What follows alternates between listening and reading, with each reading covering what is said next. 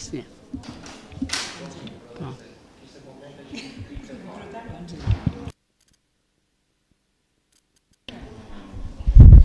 Mirëdita të gjithëve.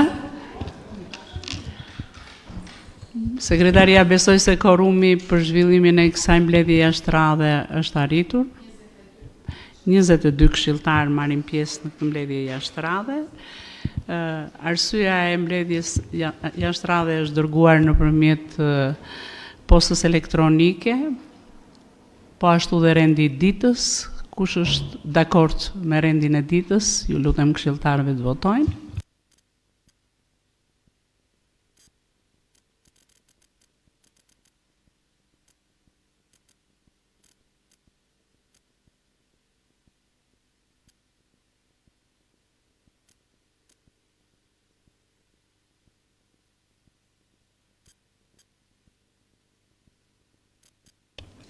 Njëzet e 2 vota pro, 0 kundër, 0 abstenim, miratohet rendi ditës.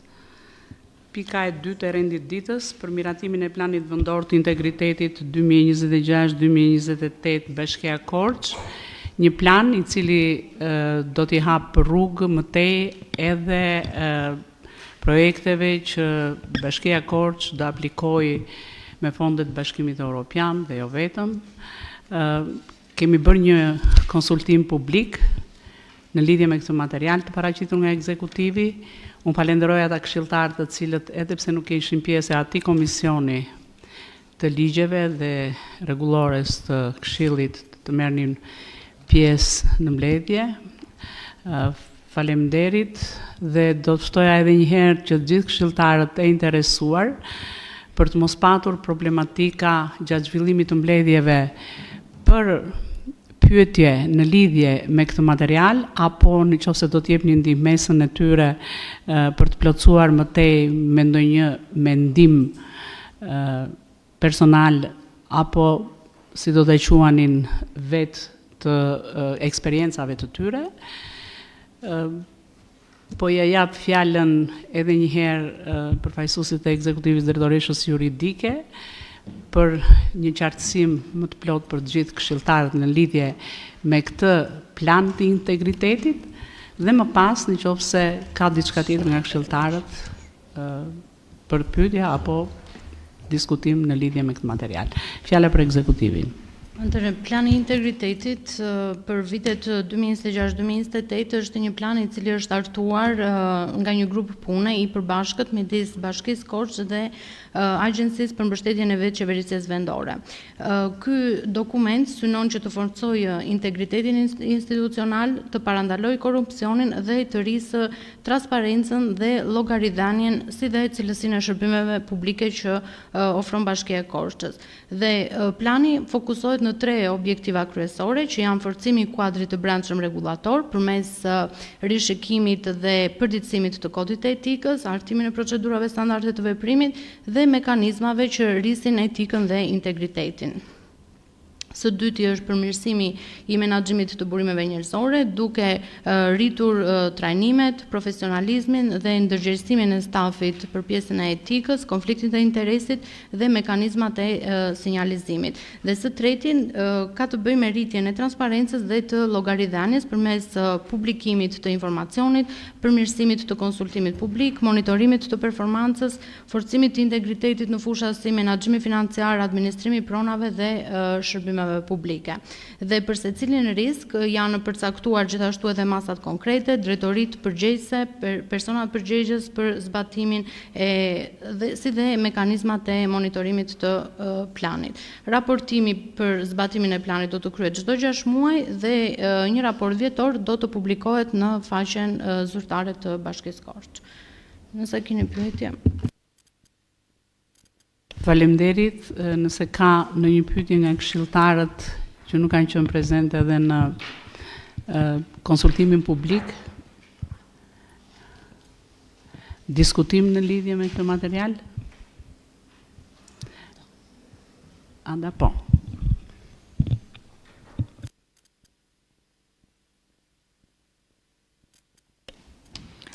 Faleminderit.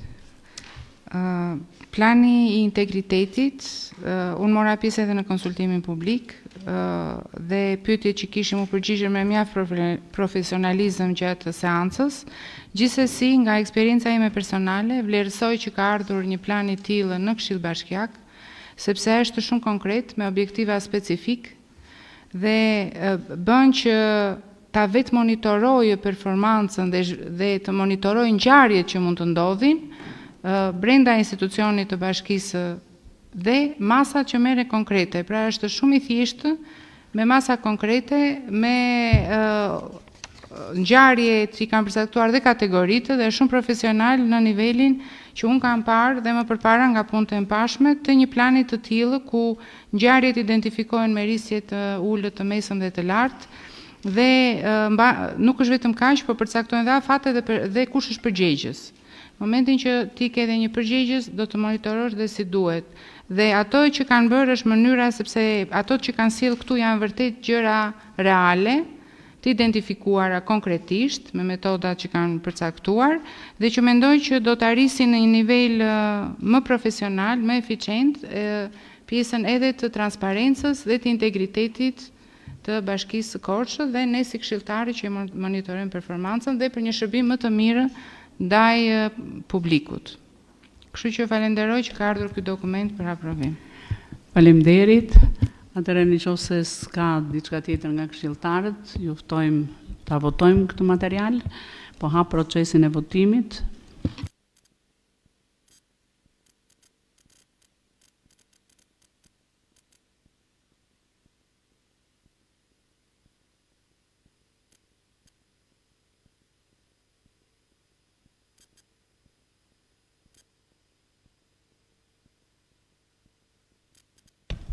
Një vota pro, një abstenim, 0 kundër, miratohet.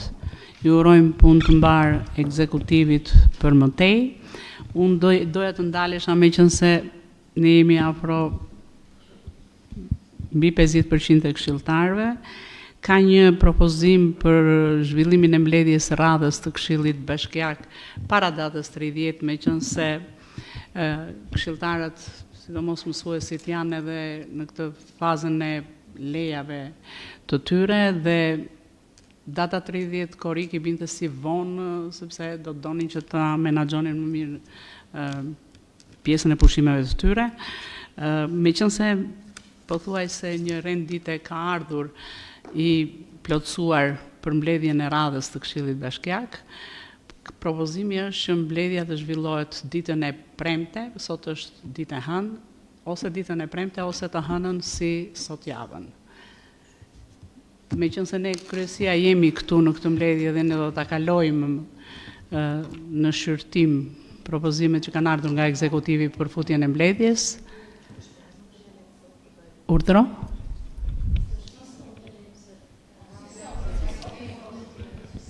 Si sot javën. Okej, atëherë sekretaria për ditën e hënë bëhet fjalë, datën 27. Kështu që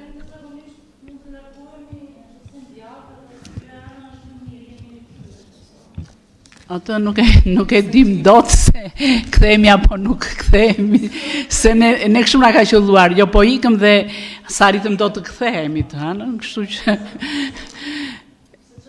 prandaj personalisht do doja që të mbyllesh e brenda kësaj jave dhe I jepe javës tjetër një liri mësuesve të vazhdojnë ta fillojnë me fundjavë dhe ta bitisin me fundjavë. Mund ta lëm dhe orarin më shpejt se shumë pak materiale ka për të kaluar. 2 materiale janë që faleminderit shumë. Nëse do të mirë menaxhoheshin nga ekzekutivi për t'i sjell, mund ta bënim edhe që sot në mbledhjen e sotme, mirë po ato kanë ardhur vetëm dje, ne kishim bërë njoftimet, kishim nxjerrë rendin e ditës dhe nuk mundeshe dot të bashkonim të dyja mbledhjet në një mbledhje sot. Mirë, atëherë sekretaria të doje 5 ditë Eva për njoftim. Ta lëm më përpara orën e mbledhjes dhe po, ta lëm ditën e mërkurë se të njëjtë ta lëm për komisionet. Ditën e komisionet me lem Të mërkurë ose të ejtë? Urdhër? Po, të bëj njoftimin që tani, sepse ne ja do të qëndrojmë, ju lutem kryesja të qëndrojnë një qik. Mira dere, ditën e premte, do t'a lëmë për para orën, kështu që ta mbyllim brenda kësaj jave. Në orën 10. Të premte në orën 10. Do bëjmë mbledhjen e radhës të Këshillit Bashkiak. Po. Atëre miru takofshim, punë të mbarë. Dhe runi nga vapa.